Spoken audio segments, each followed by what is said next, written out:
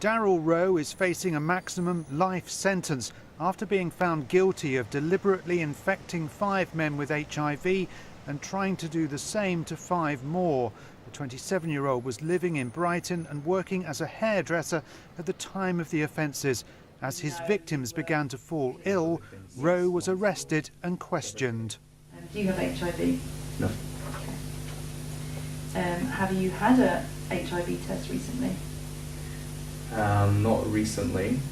Rowe was released on bail and remained at large for another 9 months. The police issued a public health warning, but didn't name him.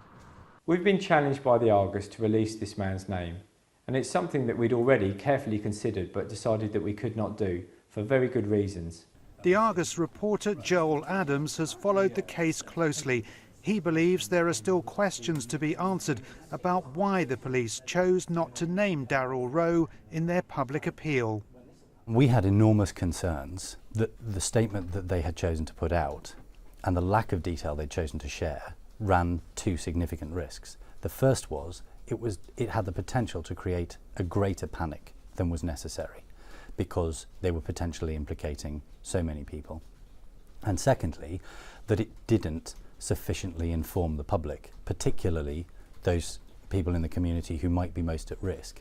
It didn't give them the information that they required to take the right decisions about their own sexual health. The Argus took the decision to publish Daryll Rowe's identity themselves. After Rowe was convicted at Lewis Crown Court yesterday, detectives defended their own decision not to name him. I think we put the message out there to allow people to make choices themselves, to protect themselves as they go about their daily business. And I think that we did that in consultation with partners far and wide, and the decision we arrived at was the right decision. There are fears this case could make life harder for people living with HIV.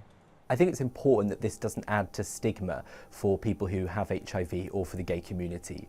Daryll Rowe doesn't represent either of those groups of people. He is a pariah to gay people.